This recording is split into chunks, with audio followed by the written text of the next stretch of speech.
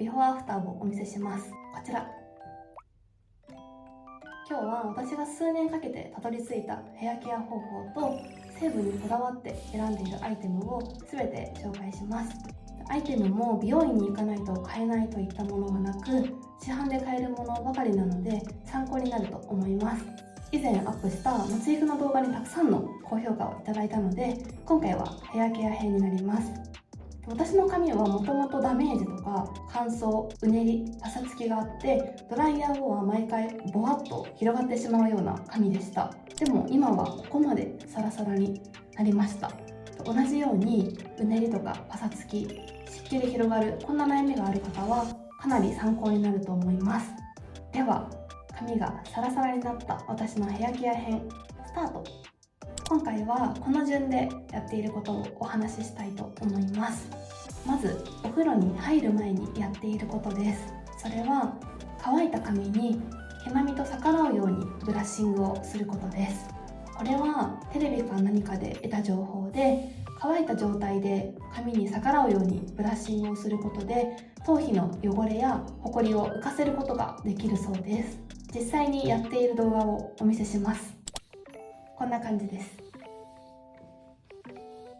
私も最初は半信半疑だったんですが、これをやるようになってからシャンプーの泡立ちが今までより良くなり、洗い上がりがすっきりとするような感覚があるので、数年実践しています。で、どのぐらいブラッシングをしたら良いのかというと、正直お風呂前のブラッシングで汚れが取れているかは見えないので、髪の絡まりが取れて全体がほぐれたなと思ったら私は OK にしています。続いてお風呂の中でやっていることです。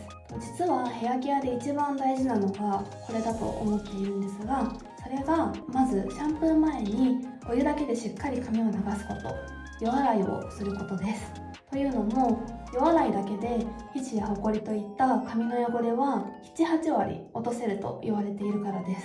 でまた、夜洗いをしっかり行ってある程度の汚れを落としておくと、この後につけるシャンプーも少量でしっかりモコモコに泡立ちます。逆に言えば、夜洗いが弱く汚れや皮脂が多い状態のままですと、シャンプーは本来泡で汚れを浮かせて落とすんですが、そもそも皮脂や汚れが多いせいで泡立たなかったりとか、シャンプーの泡がすぐに消えてしまうことにつながります。泡立ちが悪いなとか、シャンプー2回つけてますみたいな方は、まず一度夜洗いを丁寧にやっていただくことをおすすめします。夜洗いの時間なんですが、目安は 1,2 分で良いと思っていて、私は最初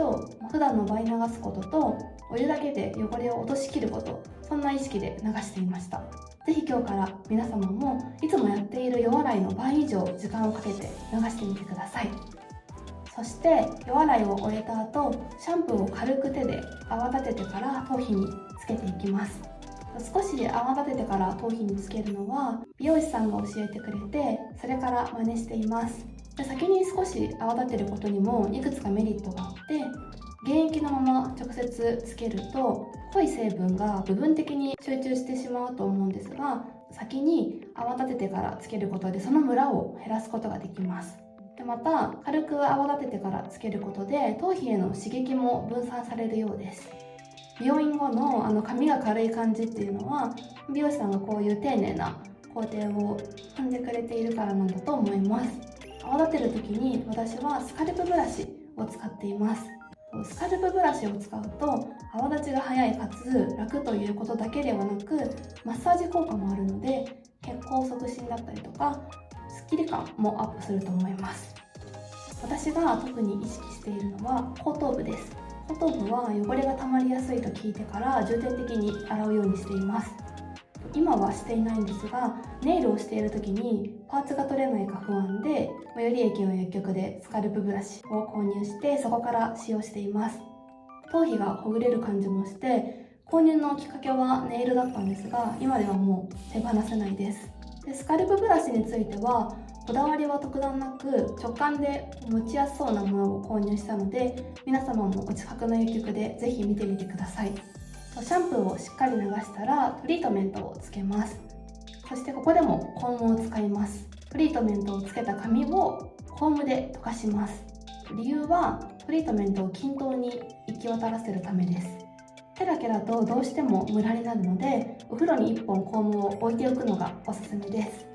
何本もコームはいらないので、私は最初に説明した乾いた髪に使うコームと同じコームを使用しています。お風呂場でも使用できるコームをぜひ使って今日からやってみてください。私が使っているスカルプブラシとコームの写真を貼っておきます。そして最後にお風呂後乾かし方について説明します。私が数年意識しているのは、タオルでこすらない、風は上から当てる、最後に必ず冷風を当てる、この3つです。まずタオルはこすらずに押し当てて水分を取るだけにして、その後毛先中心にオイルをつけます。私が成分で選んでいる愛用のオイルは最後にアイテム紹介の中でお伝えします。そしてドライヤーは必ず上から風を当てます。キューティクルは上から下に並んでいるので、下から風を当てると広がりやすくなりますので、逆風は NG です。意識しなくても皆様やっているかもしれませんが、これからも必ず上から風を当ててください。9割ほど乾いたなと思ったら、最後にブラシで軽くテンションします。髪をブラシで軽く引っ張りながら上から風を当てます。こんなイメージです。キューティクルは鱗状なので、引っ張ることで表面が整い、その状態で乾かすことでツヤが出ます。美容師さんもよくやってくれますよね。そして仕上げに必ず冷風を当ててください。冷風を当てることで温風で開いたキューティクルが閉じてツヤを出し、湿気を吸いにくくします。私の悩みでもあったドライヤーの後に髪が広がってしまうのは、この冷風でかなり改善されました。どこから仕入れた情報か忘れてしまったんですが、私はこれを5年以上続けています。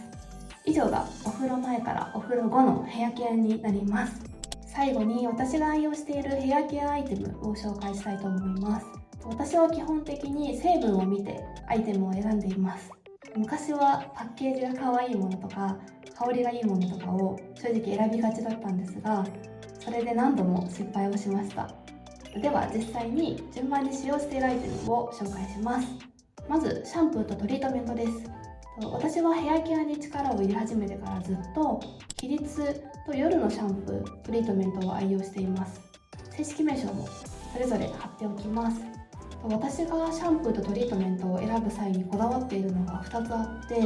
なるべく洗浄力が優しいものと、成分にケラチンだったりシルクが入っているものを選ぶことです。洗浄力が優しいというのはアミノ酸とかベタイン系のものを選ぶと良いと思います。ケラチンやシルクはどちらもタンパク質系の成分になるんですが、簡単にそれぞれ説明すると、まずケラチンはそもそも髪の8割から9割を占める主成分なので、髪そのものに近い成分になります。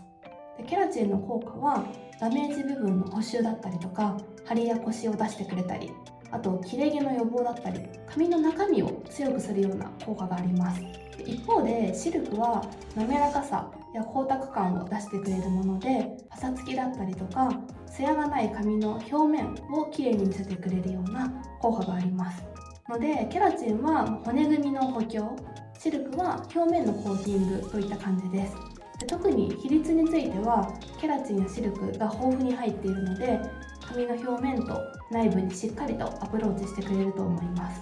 あとは熱に反応して補修してくれるメドフォームデルタラクトンとかガンマドコサラクトンっていうのも入っていて、ドライヤーやアイロンの熱からも守ってくれます。比率のシャンプーとトリートメントは本当におすすめです。夜についても確かシルクは含まれていないんですが、ケラチンは含まれているので内部補修に効果があると思います。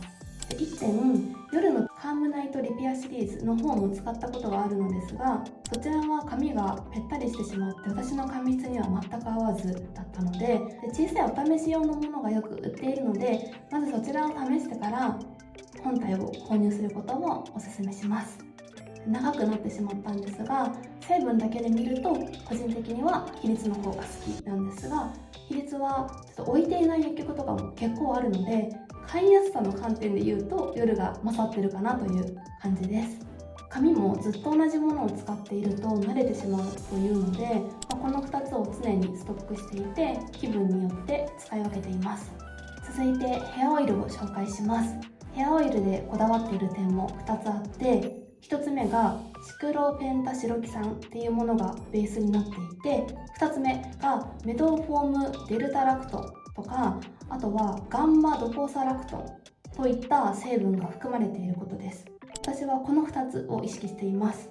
2つをまとめてすごく簡単に言うと、髪を軽くコーティングしながら熱で補修してくれるような成分が入ったオイルを選んでほしいです。パッケージとかを見ると成分表があるので、皆様もこの2つが該当しているものをぜひ探してみてください。ベースに絶対に入っていてほしいシクロペンタシロキ酸は、髪を滑らかにコーティングしてサラサラにしてくれるような成分になります。このシクロペンタシロキ酸はドライヤーの熱ダメージを軽減してくれたりとか、あとツヤを出してくれたり、